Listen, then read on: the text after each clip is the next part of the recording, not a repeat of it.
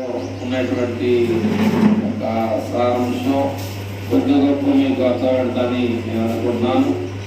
ఎందుకంటే ఇక్కడ మరి చక్కగా రాశాడు దావీదు.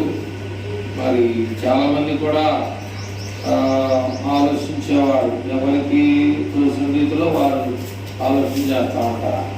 కాబట్టి ఇక్కడ మరి ప్రజల యొక్క నాడి, ప్రజల యొక్క ఆలోచనను గమనించినటువంటి దావీదు ఏమంటాడంటే, మరి 14వ అధ్యాయం 1వ వచనంలో ఏమన్నాడు?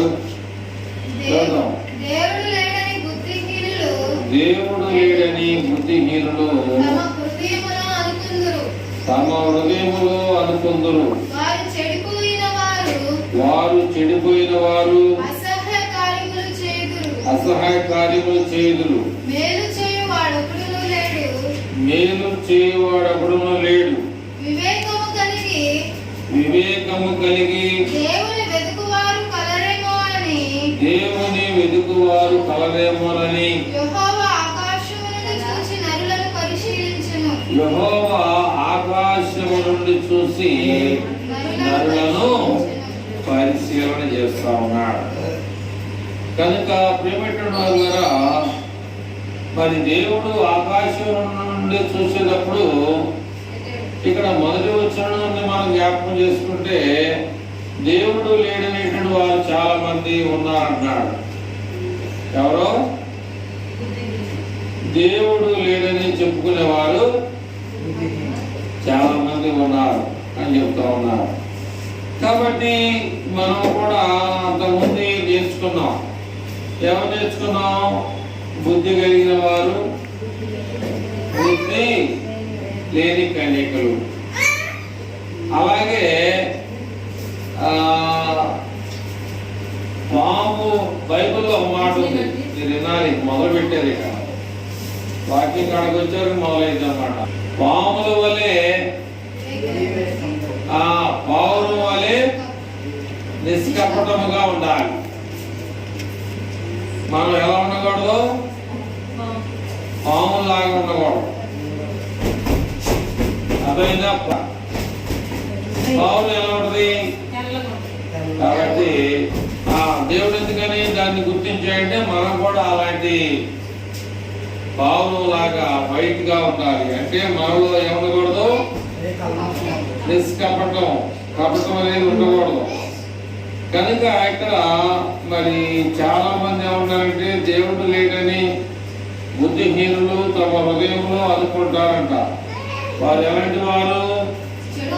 చెడిపోయిన వారు, చెడు కార్యాలు చేసేవారు, అసహాయ కార్యాలు చేసేవారు, మేలు చేసేవాడు లేడు. కాబట్టి మేలు చేసేవాడు లేడు, వివేకము కలిగి దేవుని వెతుకువారు కూడా లేరు. కాబట్టి మనలో ఎవరైనా ఉన్నావా లేవా అని పరిశీలన చేసుకోవాలి. అర్థమైనా? మనలో ఎవరైనా ఉన్నావా? వివేకము కలిగిన వారుగా ఉన్నావా? అమ్మా అంటారా?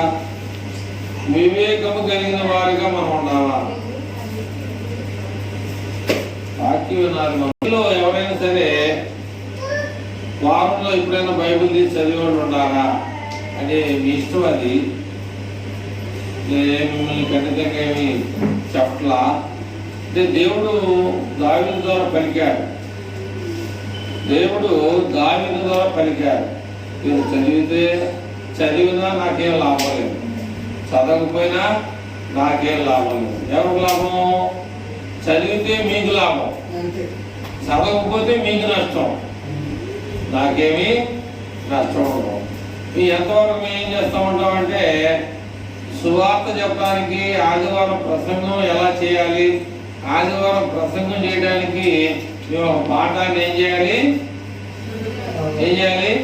సిద్ధం చేసుకోవాలి. అప్పటికప్పుడే వచ్చేసి ఏదో మాకు నోటికి ఏదో వచ్చేసి మనం చెప్పే పద్ధతి కాదు. ఒక పాఠాన్ని ఏం చేయాలంటే సోమవారం నుంచి శనివారం వరకు ఒక పాఠాన్ని సిద్ధం చేయాలి. చదువుకునే వారికి తెలిసింది పాఠం అంటే అదైనా నీకు ఎన్నో పాఠంలో కష్టంగా ఉంది, ఏ నెంబర్ పాఠం నీకు ఇబ్బందికరంగా ఉంది, ఏ పాఠం నీకు సరిగ్గా అర్థం కావట్లేదు అనేది ఎవరు తెలిసింది? చదువుకునే వారికి కూడా తెలుస్తుంది. కానీ బైబిల్ గురించి చదువులేని వారికి బాగా తెలుస్తుంది. కానీ దానిలో ఇంట్రెస్ట్ పెట్టాలి. అర్థమైందా? దానిలో ఇంట్రెస్ట్ పెట్టాలి. చదువు కావాలి, దేవుడు కావాలి. నేను అందరికన్నా మార్కులు సంపాదించానని అనుకోవడం కాదు. దానికి తగ్గట్టుగా ఎవరి సహాయం కోరితే నువ్వు పాస్ అయ్యావు అంటే మనకు కావాలి. ఎవరి సహాయం బట్టి మనం పాస్ అయ్యాం? దేవుని యొక్క సహాయం బట్టి మనం ఏమయ్యామంటే మెరిట్ వచ్చాం. అలాగే ఇక్కడ మరి దేవుడు లేడనే వారు ఎలాంటి వారు అంటే బుద్ధిహీనుడు. ఎలాంటి వారు? బుద్ధిహీనుడు. బుద్ధి కలిగిన వారు ఉన్నారు, బుద్ధి లేని వారు ఉన్నారు. కాబట్టి ఇక్కడ బుద్ధి కలిగిన వారు చక్కగా పెళ్లి కుమారుడు వచ్చాడు, తలుపు తీయబడింది, ఆ పెళ్లి విందులోనికి వెళ్ళగలిగారు. బుద్ధి లేని వారు తమ దివిటీలు ఆరిపోతారని చెప్పేసి నూనె కొరకు సిద్ధపాటు కోసం వెళ్ళారు. కానీ ఈ లోపల ఏం జరిగిందంటే వెంటనే ఒక పాట మనం పాడతాం. ఏం పాట అంటే అది ఎక్కువ పాడడం. ఎప్పుడన్నా ఎవరో పాడతారు. ఏం పాడతాం అంటే రెప్ప పాటున మారాలి యేసయ్య చెంతకి చేరాలి. రెప్ప పాటులో మారాలి యేసయ్య చెంతకి. మరి నూనె అయిపోయింది, తెచ్చుకుందా లేదా లోపల వెళ్ళిపోతారా? వెళ్ళిపోవచ్చు అన్నమాట. ఇప్పుడు ఎవరైనా సరే రిబ్కా ఉంది, కొంత ఫస్ట్ మద్రాసు అనేవాళ్ళు, తర్వాత చెన్నైగా పిలువబడతా ఉంది. ఆ తర్వాత నాగపట్నం అని చెప్పేసి తెలుగులో చెప్తూ ఉంటారు. అలాగే తమిళ భాషలో వేళంగాని అని చెప్పేసి అంటారు. కాబట్టి అట్లాగే దాన్ని ఏమంటారంటే పినాకిని ఎక్స్ప్రెస్. ఏంటి? పినాకిని ఎక్స్ప్రెస్ అన్నారు. ఖచ్చితంగా 6 గంటలకల్లా నువ్వు బండి ఎక్కాలి. 6 గంటల 5 నిమిషాలు కానీ అయిందంటే అది ఆటోమేటిక్గా గుంటు దాటిపోతుంది. ఖచ్చితంగా 6 గంటలకు అది సిగ్నల్ ఇస్తాడనమాట. ఖచ్చితంగా అమ్మాయి ఎక్కడున్నారు? 6 గంటలకు ఖచ్చితంగా సిగ్నల్ ఇస్తారన్నమాట. 6 గంటలకి నువ్వు ఎవరు చెప్పినా బండి రన్ అవుతా ఉన్నావు. నువ్వు 1000 రూపాయలు టికెట్ పెట్టి కొనవచ్చు. ఏసీ బోగులు నేను కంపార్ట్మెంట్ గా నేను ప్రయాణం చేయాలని అనుకోవచ్చు. కానీ నువ్వు టయానికి వెళ్ళలేదనుకో అది ఏమైంది? ఇంకోటి మన కోసం ఏం చేసింది? అది ఆగుదా? మన కోసం ఎవరు అవుతారు అంటే ఒక వివాహం జరుగుతుంది. ఇక్కడ అమ్మాయి ఉంది, అక్కడ అబ్బాయి ఉన్నాడు. ఉదయాన్ని అమ్మాయి పంపించేసాం, ఇక ఆ అమ్మని అక్కడ పిలుచుకొని పోవాలి. ఒకవేళ ఎవరినైనా వదిలిపెట్టి వెళ్ళేవనుకో ఇక మామూలుగా తింటాం. నీకు 10 గంటలకు ఆటో అక్కడ రోడ్డు మీద ఉందని చెప్తాం. కానీ నువ్వు ఏంటి అక్కడ రావు? 11 దాకా కూడా రావు. నీకు పెట్టింది ఆటో 10ంటికి, కానీ 11 గంటల దాకా నువ్వు బయలుదేరుతూనే ఉంటావు. కానీ ఆ పినాకిని ఎక్స్ప్రెస్ ని వెళ్ళిపోయిందని తింటావాడిని. టికెట్ 2000 అవ్వచ్చు, 3000 అవ్వచ్చు, లేదా 1000 రూపాయలు అయి ఉండొచ్చు. కానీ ఇక్కడ పెళ్లి జరిగేటువంటి వ్యక్తి నిన్ను వదిలిపెట్టి వెళ్తే ఏం చేస్తావు? చూసేవాడిని పిలిచి ఏం చేసింది? తీసుకెళ్ళకుండా వెళ్ళిపోయింది. అది నువ్వేం ఉండొచ్చుగా. అక్కడ 10:30 పెళ్ళి అన్నాడు, ఇక్కడే 10 దాకా ఆటో ఉంది. ఇక్కడ 10:30 అయిపోయింది. ఇక్కడ 11ంటికి కూడా స్టార్ట్ అవ్వాలా పెళ్ళి. అక్కడ 10:30 అన్నాడు. ఏం చేయాలి అంటే మనం టైం మెయింటింగ్ చేయము. మనం టైం మెయింటింగ్ చేయరు. ఒక ఆయన ఏం అంటే ఆ కార్డులో 10:30 అని చెప్పేసి పెళ్ళి అన్నాడు కదా అని వాడు ఖచ్చితంగా 10:30 పోయాడు. హిందువులు అంటే రేజు ఉండదు అనమాట. 10 గంటల 30 నిమిషాల కంటే అక్కడ కూర్చుంటాడు ముందుగానే. 10 గంటల 20 నిమిషాలకే పెళ్లి కూతురు పెళ్లి కొడుకు ఆటోమేటిక్ గా అలా కూర్చుంటాడు. అంటే ఏంటంటే మనం ఏం చేస్తున్నాం, దయాన్ని పాటిస్తా, శ్రద్ధ లేదు. అర్థలేదు, మనకేం లేదు, శ్రద్ధ లేదు. ఈ బైబిల్ తీసుకొని ఇంటికాడ ఆదివారం అయిపోయింది కదా, ఇంటికాడ పెట్టాం, మళ్ళీ మధ్యలో బైబిల్ నేను కదిలిస్తున్నావా?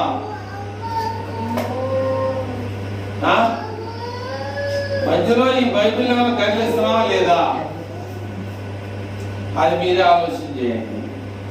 ఒకవేళ మీరు పాటల పుస్తకం మీ దగ్గర, నేను ఆదివారం ఏ పాట పాడాలని మీరు ఏమన్నా చూసుకున్నారా? ఒక పాట, మంచి పాట నేను ఎన్నుకోవాలి, ఆ పాట నేను పాడాలి అని మీరు అనుకుంటారా? మరి ఎలా మనం ఏమవుతాము? మనం ఎలాంటి వారు అవుతాము? వినయం కలిగిన వారు అవుతామా?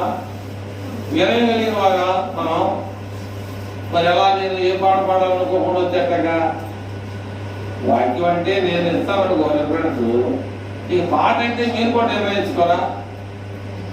నేను ఒక పాట పాడాలి, వారానికి ఒక పాట నేర్చుకోవాలి, వారానికి ఒక పాట నేర్చుకొని సంవత్సరానికి 365 రోజుల్లో కనీసం 200 పాటలను నేర్చుకోవాలని తీర్మానం ఉందా?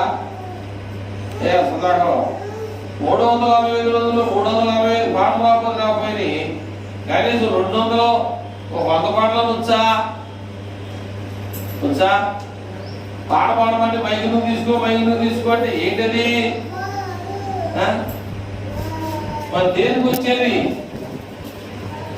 బుద్ధి కలిగిన వారా, బుద్ధి లేని వారా? అర్థమవుతుందా? ఏం చేయాలండి? కనీసం ఒక పాట నేర్చుకో. కట్టద వాక్యాలని మీకు తెలుసా? అయితే నీకు అర్థమవుతుందా? కట్టద వాక్యాలు తెలుసా? మీకు తెలుసు. పాఠాలు కూడా కరెక్ట్గా చెప్పాలి, చూడకుండా చెప్పాలి, చూడకుండా రాయాలి. ఇవన్నీ కూడా చదువుకునే పిల్లలు తెలుసు. కానీ వాటికన్నా విలువైనది దేవుని వాక్యం. మరి మనకి ఏది కావాలి అనే దాన్ని మన నిర్ణయం ఉందా? ఏది కావాలనే దాని మీద బేస్ అవుతున్నావా? బేస్ అంటే ఏంటి? బేస్ అంటే ఏంటి?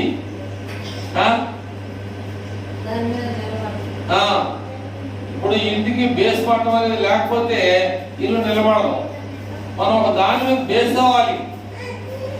అవలేదనుకో మనం చేసేటువంటి పని కూడా దేవుడు ఏం చేస్తాడంటే ఆలకించడు. ఆయన అడిగకుండా నీకు మేలు చేస్తాడు. అడగకుండా మనకు మేలు చేస్తాడు కదా. మరి దేవుడికి ఏం చేయాలని మనకి ఏమైనా ఆలోచన ఉందా లేదా? మరి ఉండకపోతే ఎట్లాగా మనం దేవుడు నాకేం సహాయం చేయలేదు అనటం మంచిదా? శ్రమ వచ్చినప్పుడు, ఇబ్బంది వచ్చినప్పుడు అది మంచిదా అంటే మనం ఆలోచన చేయాలి. ఒక విషయాన్ని మనం జ్ఞాపకం చేసుకోవాలి. మరి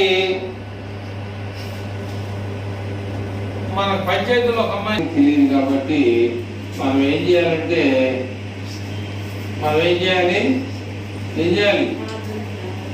మనల్ని ఎవరైతే రక్షించగలరు, మనల్ని ఎవరైతే ఆపదలో కాపాడగలరు అనే గురి మనం ఉన్నప్పుడు ఇది ఉంది. నేను మాట్లాడే మాట వినపడుతుందా?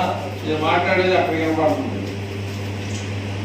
ఈ వైరు దానిలో వెళ్ళి టచ్ అయింది అంటే దాన్ని ఆనుకుంది, దాన్ని అంటుకుంది కాబట్టి ఏమొస్తుంది? సౌండ్ వస్తుంది అన్నమాట. అదే మీరు ఎవరైనా పీకేయండి, సౌండ్ వస్తుందా రాదని రాదు. ఎందుకని? దానిలో ఉంది కాబట్టి, దానికి దీన్ని టచ్ ఉంది కాబట్టి మాట మనకి స్పష్టంగా కాకుండా ఇంకా వేరే 10 మందికి కూడా వినపడటానికి ఇది అవకాశంగా యంత్రాన్ని దేవుడు మనకి ఇచ్చాడు. మీకు కూడా వినపడదామని చెప్పేసి కూడా మనకి యంత్రం ద్వారా వినపడేటట్టుగా మనం వింటున్నాం. అట్లాగే ఇక్కడ మన దేవుని యొక్క వాక్యం వినేటువంటి మనందరం కూడా ఆలోచన చేస్తే 1-2 వచనాలు చదివాం. 3వ వచనంలోకి వచ్చి ఏమని ఉంటుంది? 3వ వచనంలో వారందరూ కూడా దారి తొలగి బొత్తిగా చెడి ఉన్నారు. మేలు చేయు వారెవరునూ లేరు, ఒక్కడైనను లేడు. యెహోవాకి ప్రార్థన చేయక ఆహారమును మింగినట్లు నా ప్రజలను మింగుచు పాపము చేయు వారందరికీ తెలివి లేదా? పాపము చేయువారు బహుగా భయపడుదురు. ఎందుకని భయపడతాం?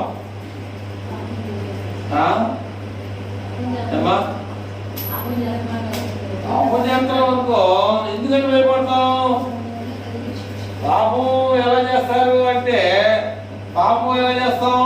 సాటుగా చేస్తారు పాపం. కానీ ఎందుకు భయపడతారంటే ఎవరైనా చూస్తారేమో,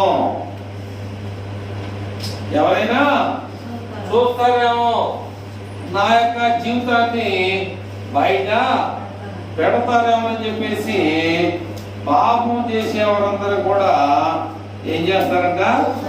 భయపడతారు. తప్పు చేసేవాడు భయపడతాడు, దొంగతనం చేసేవాడు భయపడతాడు, పాపం చేసేవాడు భయపడతాడు. కనుక అలాంటి విషయాల్లో కూడా మరి పోలీసులు ఏం చేశారు? పోలీసులు ఏం చేశారంటే మనిషి కనిపెట్టడానికి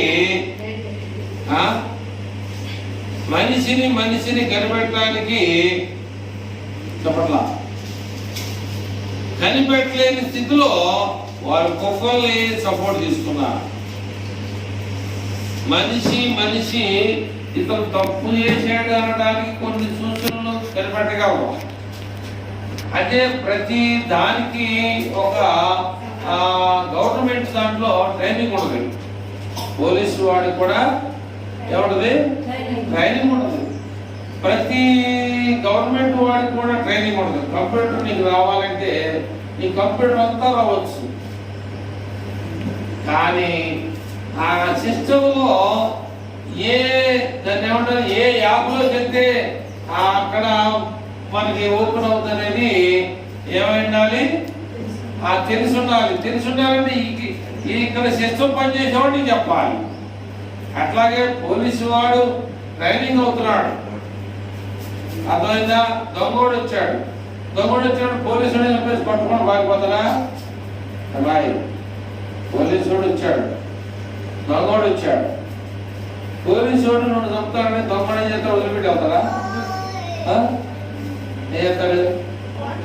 పోలీసులు కూడా పడతారు. ఎందుకంటే వాడు దొరికిననుకో వాడిని తీసుకెళ్ళి అప్పు చెప్తే నన్ను చిన్నపోతారు. ఎందుకని నువ్వు ఏం తీసుకెళ్ళావు, ఎంతమంది వచ్చారు, ఏం తీసుకెళ్ళావు మొత్తం చెప్పాలి వాడు దొరికితే.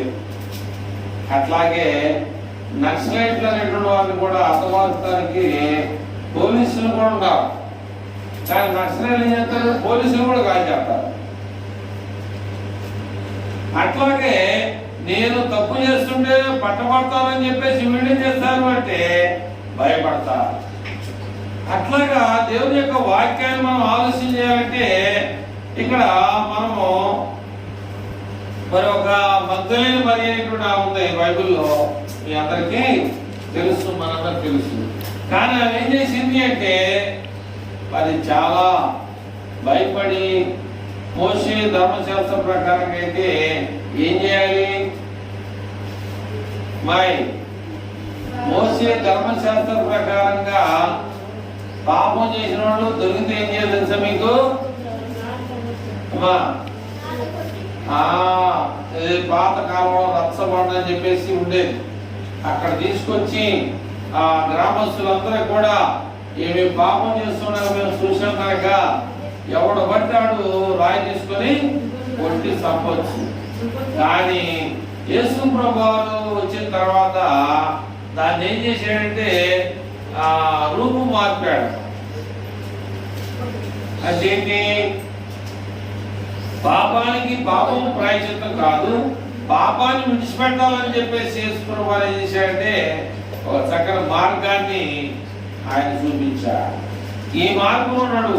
వాళ్ళందరూ నిన్ను రాలిపెట్టుకుంటారు, కానీ నేనేమి చేయను కనుక నువ్వు ఇంటికి వెళ్ళిపో అని చెప్పేసి దేవుడు ఆమెకి మంచి మార్గాన్ని చూపించాడు. ఇక అప్పటి నుంచి ఆమె ఏం చేసిందో తెలుసా? యేసు ప్రభువారికి తన కన్నీళ్లతో ఆయన యొక్క పాదాలని కడిగింది. ఆమె యొక్క కన్నీళ్లతో పాదాలు కడిగిందంటే కన్నీళ్ళు ఎలా వస్తాయి? ఊరికి నేడుస్తావా? ఎవరలేదు కదా. జెండుబా పెట్టుకుంటే కన్నీళ్ళు వస్తాయి, కానీ జెండుబా ఒకసారి పెడితే వస్తాయి, పద్దా పెడితే కళ్ళు మంటలు వస్తాయి. అట్లాగే ఆమెకు ఎలా వచ్చినాయి కన్నీళ్ళు అంటే, నేను చచ్చిపోయేదాన్ని సాగు బతుకులో ఉన్నటువంటి నన్ను ఇది కాపాడంటే ఆమెలో ఏముంది? దుఃఖం ఉంది, మనోవ్యాధం ఉంది. నేను లెక్కైతే చనిపోవాల్సిన దాన్ని, కానీ నన్ను బతికించాడు కనుక కనపడినటువంటి వేదన కడుపులో నుంచి దుఃఖం కొంతమంది తెలియకోకుండా వస్తాడు దుఃఖం. అలాగా ఆమె యొక్క కన్నీళ్లతో యేసు ప్రభువారి యొక్క బాధను కలిగినట్టుగా మనం బైబిల్ గ్రంథంలో చూస్తూ ఉంటాం. 5వ వచనం చూద్దాం. ఎందుకనగా దేవుడు నీతిమంతుల సంతానము పక్షమున ఉన్నాడు. కాబట్టి మనకు దేవుడు ఎలా ఉన్నాడు అంటే నీతిమంతుల సంతాన పక్షాన ఉన్నాడు. బాధపడు వారి ఆలోచనను మీరు తృణీకరించుదురు.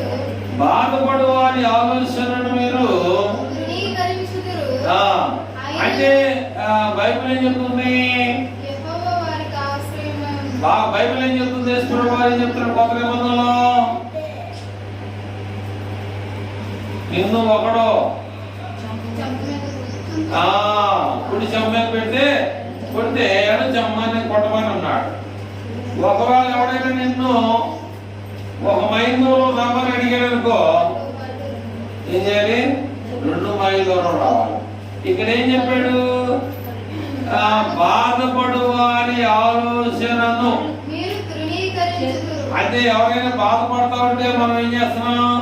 ఆడెడతా ఉంటాడు బాధపడవు అని చెప్పేసి ఏం చేస్తున్నాం? సర్దుకొని చూసుకుంటూ పోతా ఉన్నాం. కానీ దేవుని యొక్క ఉద్దేశం ఏంటి? బాధపడే వారి యొక్క విధానంలో మనం కూడా ఏం చేయాలి? వాళ్ళ బాధలో కూడా మనం కూడా పాల్పంపులు పంచుకొని మనం కూడా ప్రార్థన సహాయాన్ని మన వారికి అందించాలి. కాబట్టి మనం ఎప్పుడు నవ్వుతూ ఉంటాం అంటే నవ్వుతూ ఉండలేము, ఎప్పుడు బాధపడుతూ ఉంటాం అంటే ఎప్పుడు బాధపడము. కాబట్టి కొన్ని రోజులు బాధపడవచ్చు, కొన్ని రోజులు సంతోషంగా మనం ఉండొచ్చు. ఇంకా కొద్దిగా ముందుకెళ్దాం. అయినప్పటికీ కూడా దేవుడు వారికి ఏమై ఉన్నాడు అంటే సహాయకుడుగా ఉన్నాడు. సియోనులో నుండి ఇశ్రాయేలునకు రక్షణ కలుగును గాక. చూడండి, ఇందాక చెప్పారు చెర అనేది పద్దాక ఉందన్నాడు. యెహోవా చెరలోని తన ప్రజలను రప్పించినప్పుడు యాకోబు హర్షించును, ఇశ్రాయేలు యొక్క ప్రజలంతా కూడా సంతోషిస్తా ఉన్నాడు. కాబట్టి ప్రియమైన వాళ్ళరా, మరి యాకోబు కూడా మనం తెలుసుకుంటే, యాకోబు గురించి తెలుసుకుంటే మీకు ఎవరికైనా ఆలోచన వస్తుందో రావట్లేదు. యెహోవా చెరలోని తన ప్రజలను రప్పించినప్పుడు ఏం చేశాడు? యాకోబు సంతోషించాడు అన్నమాట. కాబట్టి ప్రియమైన వాళ్ళరా, మరి దేవుడు ఒకప్పుడు ఏం చేశాడంటే పాత నిబంధనలో ఇశ్రాయేలు దేశంలో ఏమి లేదు అంటే ఆహారం లేదు. ఆహారం లేదంటే ఎక్కడుంది మరి? ఆహారం ఎక్కడుంది? ఆహారం అనేది అయిపోయింది. మరి ఎక్కడుంది ఆహారం? చెప్పలా. ఆహారం లేదు. ఇశ్రాయేలు దేశంలో కరువు వచ్చింది. ఐగుప్తు దేశంలో ఉన్న ఆహారం. ఐగుప్తు దేశంలో ఆహారం ఉంటే యాకోబు తన కుమారులను ఐగుప్తు దేశానికి పంపించాడు. ఐగుప్తులో ఎవరున్నారు రాజుగా? యాకోబు కుమారుడైనటువంటి యోసేపు అక్కడ రాజ్యాన్ని పరిపాలన చేస్తా ఉన్నాడు. మరి యోసేపు అనేటువంటి వాడు వారసుడు కనుక, రక్త సంబంధి కనుక ఎవరి రోగులో వారి మోట్లో కట్టి పంపించారు.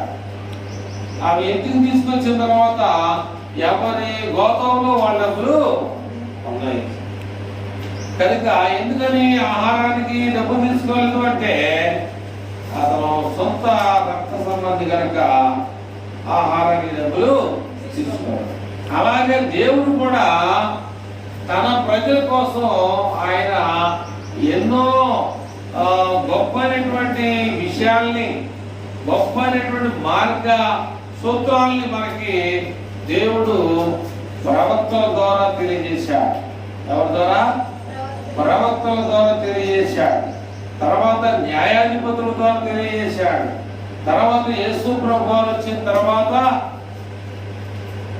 అపోస్తుల ద్వారా ఎన్నిక చేసుకొని తెలియజేశాడు. ఇక అపోస్తులు అనేటువంటి వారు అనేక గ్రామాల్లో, పట్టణాల్లోకి వెళ్ళి అనేకులకి సువార్త ప్రకటించి వారు ఏమైనా హతసాక్షులైపోయారు. ఎవరు? అపోస్తులు. 12 మంది అపోస్తులు ఎవరైపోయారు? హతసాక్షులయ్యారు.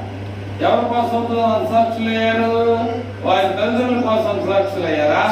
లేకపోతే వాళ్ళ యొక్క భార్య బిడ్డల కోసం హతసాక్షులయ్యారా? లేదా గ్రామం కోసం, దేశం కోసం ప్రాణాన్ని ఇచ్చారంటే కాదు. దేవుని ప్రజలు దేవుని రాజ్యంలో ఉండాలి. దేవుని ప్రజలు దేవుని రాజ్యం అంటే ఏంటో తెలుసుకోవాలి. దేవుని ప్రజలు దేవుని రాజ్యంలో ఉంటే ఆ దేవుడు వచ్చినప్పుడు ఆ దేవుని యొక్క రాజ్యంలో ఉన్న వారిని తనతో పోషించుకొని వెళ్ళడానికి, ఆయన రాజ్య వారసులుగా చేయడానికి అపోస్తుల్ని దేవుడు ఎన్నుకున్నాడు. అప్పుడేం చేశారంటే వారు అనేకమైనటువంటి ప్రాంతాలు, గ్రామాలు, పట్టణాలు, అనేక దేశాలు వెళ్ళి ఈ 12 మంది దేవుని యొక్క రాజ్య సువార్తని అనేకులకు సాటింపుగా వారు ప్రకటన చేశారు. మరి దినాల్లో మరి వారి తర్వాత దేవుడు ఏం చేశాడు తెలుసా? వారి తర్వాత దేవుడిని ఎవరిని ఎన్నుకున్నారు? అపోస్తుల తర్వాత అనేక మంది సేవకులుగా మనలాంటి ప్రజలను ఎన్నుకున్నాడు. అయితే దేవుడు ఏం చేశాడంటే పాత నిబంధన కాలంలో సేవకులు అనేటువంటి వారిని అందరినీ ఏర్పాటు చేయలే. ఎవరు ఏర్పాటు చేశారు? యాజకత్వం. 12 గోత్రాలు ఉన్నాయి కదా. 12 గోత్రంలో ఏ గోత్రాలకు ఇచ్చారు? గోత్రమని లేవి గోత్రం వారికి మాత్రమే ఇచ్చారు. ఇప్పుడు మన దేశంలో ఇక ఎలాంటి తారతమ్యం లేకుండా, కుల మత వర్గ భేదం లేకుండా అనేక మంది పాస్టర్లు అయిపోతా ఉన్నారు. అయితే లేవి గోత్రులు మాత్రమే ఈ బోధ చేయడానికి అప్పుడు ఆనాడు దేవుడు ఎన్నుకున్నాడు. అలాంటి పని ఇప్పుడు ఎవరు చేస్తున్నారో తెలుసా మీకు? ఒక బ్రాహ్మణ్స్ అనే వారు మాత్రమే అది పూజారికం చేస్తా ఉన్నారు. ఏదే క్యాస్టోడు ఎవడో ఆ పని చేయట్లా.